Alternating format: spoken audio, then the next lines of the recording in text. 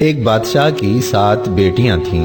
ایک دن بادشاہ بہت خوش ہوتا ہے اور اپنی 7 بیٹیوں کو بلا کر پوچھتا ہے کہ میں تم سے ایک سوال پوچھوں گا اور اگر جواب اچھا لگا تو تمہارا من چاہا انعام بھی دوں گا۔ سب ایک قطار میں کھڑی ہو جاؤ اور ایک ایک کر کے بتاؤ کہ تم کس کا دیا کھاتی ہو اور کس کا دیا پہنتی ہو۔ 7 میں سے 6 بیٹیوں نے کہا کہ ابا حضور، آپ کا دیا کھاتے ہیں اور آپ کا دیا پہنتے ہیں، آپ ہی کی وجہ سے ہماری یہ شان و شوکت ہے۔ یہ سن کر بادشاہ بہت خوش ہوا اور سب کو اس کی من پسند چیز دے دی۔ جب سب سے چھوٹی بیٹی کی باری آئی تو اس نے کہا کہ میں اللہ کا دیا کھاتی ہوں اور اپنی قسمت کا پہنتی ہوں اور یہ میرا نصیب ہے۔ بادشاہ یہ سنتے ہی آگ بگولا ہو گیا اور کہنے لگا کہ اے کمبخت، تو نے میری ناشکری کی ہے، تجھے اس کی سزا ضرور ملے گی۔ شہزادی نے کہا جو حکم ابا حضور۔ بادشاہ نے سپاہیوں کو حکم دیا کہ جاؤ اسے جنگل میں چھوڑاؤ، میں بھی دیکھوں کہ یہ میرے بغیر کیسے اللہ کا دیا کھاتی ہے اور اپنے نصیب کا پہنتی ہے۔ شہزادی سے تمام زیورات واپس لے لیے گئے اور خستہ حال کپڑوں میں بغیر کسی ساز و سامان کے بادشاہ کے حکم کے مطابق جنگل میں تنہا چھوڑ دیا گیا۔ لیکن شہزادی بہت مطمئن تھی اور اللہ پر توکل تھی کہ جو اس نے رزق اور عیش و عشرت میرے نصیب میں لکھی ہے وہ مجھے ضرور ملے گی۔ سب سپاہی شہزادی کو چھوڑ کر واپس چلے گئے۔ شہزادی جنگل کو دیکھنے لگی، چاروں طرف درخت ہی درخت تھے اور دوپہر سے شام ہونے والی تھی کہ شہزادی نے سوچا کہ کیوں نہ کچھ لکڑیاں جمع کر لوں تاکہ رات کو آگ جلاؤں، پھر کوئی جنگلی جانور پاس نہیں آئے گا اور رات بھی گزر جائے گی۔ شہزادی جنگل میں لکڑیاں ڈھونڈنے چل پڑی۔ اس کی نظر ایک جھونپڑی پر پڑی جہاں باہر ایک بکری بندھی ہوئی تھی اور اندر سے کھانسی کی آواز آ رہی تھی۔ پہلے تو شہزادی بہت حیران ہوئی کہ اتنی ویران جگہ پر جھونپڑی۔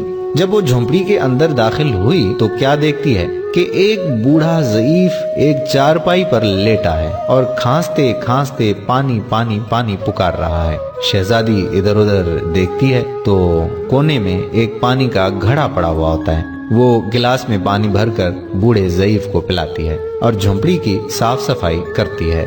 اتنے میں بوڑھا ضعیف شہزادی سے پوچھتا ہے کہ بیٹی تم کون ہو اور اتنے بڑے جنگل میں تم اکیلی کیا کر رہی ہو؟ تب شہزادی اسے پورا ماجرا بتاتی ہے کہ وہ یہاں تک کیسے پہنچی۔ بوڑھا ضعیف اسے جھونپڑی میں ہی رہنے کا بولتا ہے اور کہتا ہے کہ میں شہر میں کام کرتا ہوں، صبح شہر چلا جاؤں گا اور 8 دن کے بعد آؤں گا، تم یہیں رہو اور جھونپڑی میں کھانے کا سامان ہے اور ندی پاس ہی ہے، تم وہاں سے گھڑا بھر لیا کرنا۔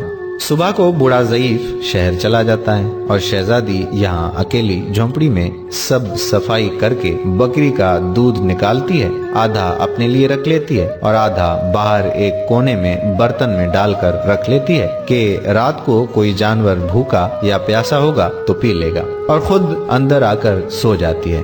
صبح سویرے جب شہزادی اٹھتی ہے تو کیا دیکھتی ہے؟ دودھ کا برتن خالی اور پاس ایک لال پڑا ہے جو دیکھنے میں بہت ہی نایاب اور قیمتی معلوم ہوتا ہے، اور پاس ہی سانپ کے نشان بھی نظر آتے ہیں۔ تب شہزادی کو یاد آتا ہے کہ بچپن میں اس نے سنا تھا کہ جب کوئی نایاب سانپ بہت خوش ہوتا ہے تو ایک ایسا لال اگلتا ہے کہ جس کی قیمت ہیرے جواہرات سے بھی مہنگی ہوتی ہے۔ شہزادی بہت حیران ہوتی ہے اور دل میں سوچتی ہے کہ شاید سانپ بھوکا تھا، اس لیے وہ دودھ پی کر خوشی میں لال چھوڑ گیا۔ پھر وہ لال اٹھا کر اپنے پاس رکھ لیتی ہے اور پھر اگلی رات شہزادی برتن میں دودھ رکھ دیتی ہے اور اگلی صبح جب دیکھتی ہے تو پھر ایک لال ہوتا ہے۔ ایسے ہی کرتے کرتے 7 دن گزر جاتے ہیں اور شہزادی کے پاس 7 لال جمع ہو جاتے ہیں اور اس دن بوڑھا ضعیف بھی آ جاتا ہے۔ تب شہزادی اسے لال دکھاتی ہے اور سارا واقعہ بتاتی ہے اور بوڑھے ضعیف کو 3 لال دے دیتی ہے اور کہتی ہے کہ شہر جا کر یہ لال بیچ دو اور آتے وقت اپنے ساتھ محل بنانے والے مزدور لے کر آنا۔ باقی 4 لال شہزادی اپنے گلے میں مالا کے طور پر پہن لیتی ہے۔ اور کچھ ہی مہینوں میں جنگل میں ایک عالی شان محل تیار ہو جاتا ہے جس میں بوڑھا ضعیف اور شہزادی رہنے لگتے ہیں۔ ایسا خوبصورت محل جس میں ہر آرائش، نوکر چاکر، دنیا کی تمام نعمتیں موجود ہوتی ہیں۔ شہزادی جنگل میں لکڑی کی فیکٹری لگا دیتی ہے جس میں غریب کام کرتے ہیں اور ان کی روٹی بھی چلتی رہتی ہے۔ دیکھتے ہی دیکھتے جنگل شہر نما بن جاتا ہے اور دور دور تک دھوم مچ جاتی ہے کہ شہزادی بہت ہی رحم دل ہے۔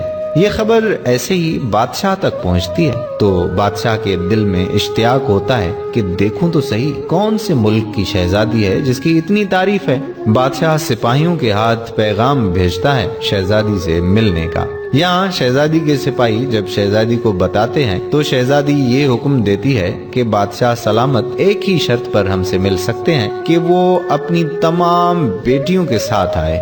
سپاہی جا کر بادشاہ کو پیغام دے دیتے ہیں۔ ایک دن بادشاہ اپنی تمام بیٹیوں کے ساتھ شہزادی کے محل جاتا ہے۔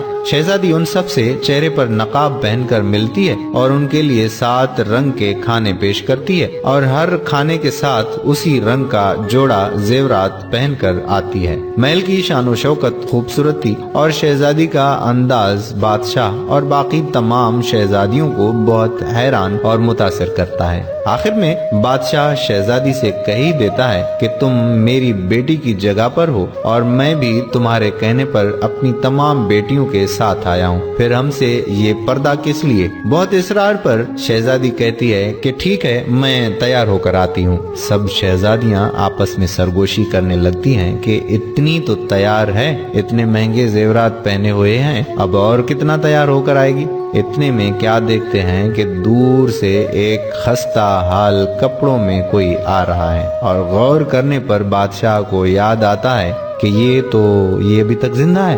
میں تو سوچتا تھا کہ اسے جنگل کے جانور کھا گئے، اور جب میں نے اپنے سپاہیوں کو اس کی خبر لینے بھیجا تھا تب انہوں نے ہی بتایا تھا کہ وہاں شہزادی کا کوئی نام و نشان نہیں ہے، تو یہ کیسے ممکن ہے؟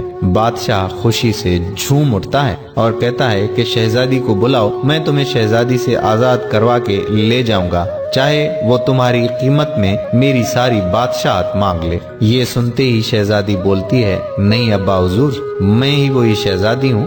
میں نہ کہتی تھی کہ میں اللہ کا دیا کھاتی ہوں اور اپنے نصیب کا پہنتی ہوں، بس اسی اللہ نے مجھے کہاں سے کہاں پہنچا دیا ہے کہ آج میں آپ سے بھی زیادہ امیر ہوں۔ پھر شہزادی اپنا تمام حال بیان کرتی ہے کہ وہ اس مقام تک کیسے آئی اور دکھاتی ہے اپنے گلے کی مالا جس میں ابھی بھی 4 لال موجود ہوتے ہیں۔ یہ بات سنتے ہی باقی تمام شہزادیاں دل میں رشک کرنے لگتی ہیں اور سوچتی ہیں کہ اے کاش ہم نے بھی تب یہی کہا ہوتا کہ اللہ کا دیا کھاتی ہیں اور اپنے نصیب کا پہنتی ہیں۔ دوستو، ہمیشہ اللہ تعالیٰ کی ذات پر یقین رکھو، وہ جس حال میں بھی رکھے ہمیشہ شکر ادا کرو، وہ ذات تمہیں کبھی اکیلا نہیں چھوڑے گی۔